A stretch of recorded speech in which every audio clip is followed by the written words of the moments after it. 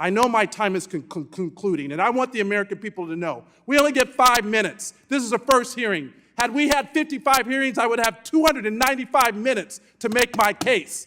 But because House Republicans don't want to talk about this issue, we don't have the time to advance the policies that matter to the American people. I'm mad, I'm pissed, the American people are pissed, and my constituents are pissed that we don't make housing more of a priority in this country. The gentleman's time has well expired. Now.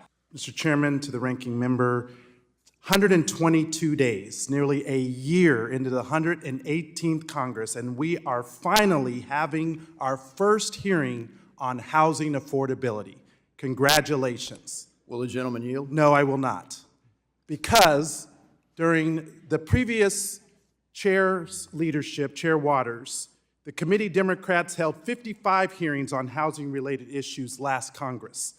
That means I would have had 275 minutes to talk about the issue that is of prime importance to my constituents. So I only have 5 minutes, so no, I will not yield. We are amid a housing affordability crisis that is crippling our country. There have been a shocking 47% increase in national home prices since May of 2020, and that has driven many Americans even further away from the dream of home ownership. Far too many households are forced to continue to rent, and they face unique challenges of their own as our limited supply of housing simply cannot meet the ever-growing demand. The National Multifamily Housing Council estimates that we need to add nearly 3.7 million new apartment units a year to keep up with demand. That is only to keep up. Even at that pace, we won't even begin to deal with the estimated 14 million unit shortfall that renters face today. For the 21.6 million American households that spend over 30% of their monthly income on rent, they simply can't afford to wait any longer. So this hearing is long overdue. My district in Las Vegas has been one of the hottest real estate markets in the country since the pandemic. And whether a family is looking to purchase a home or simply rent month to month, they are seeing their cost increase through the roof. As you can see, since 2015, Zillow data shows that there have been a drastic 75% jump in the typical rent in Las Vegas to over $1,800 a month.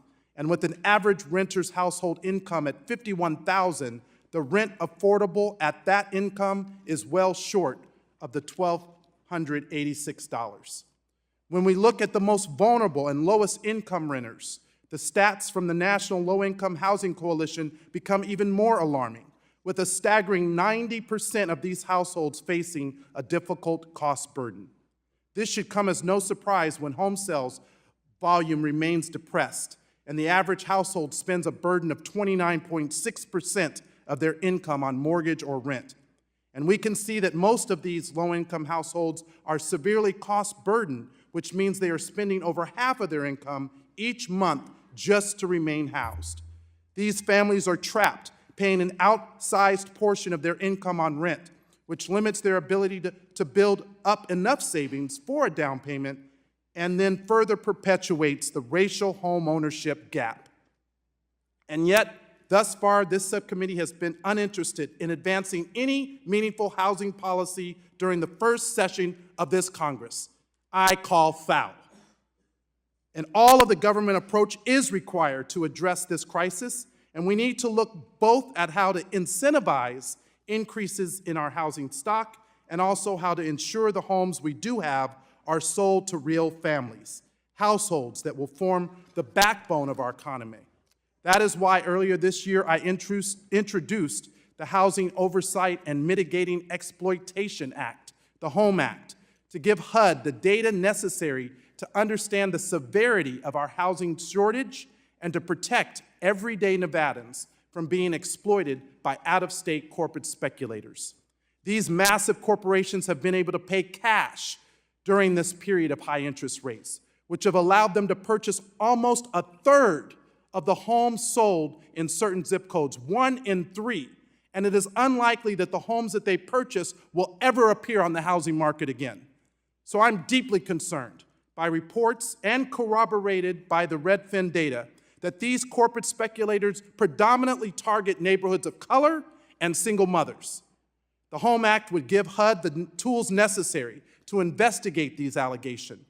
Not only will HUD be able to collect the necessary data on who these speculators are targeting, but also gives HUD the tools necessary to ensure that we have an equal, level playing field. I know my time is concluding, and I want the American people to know, we only get 5 minutes. This is the first hearing. Had we had 55 hearings, I would have 295 minutes to make my case.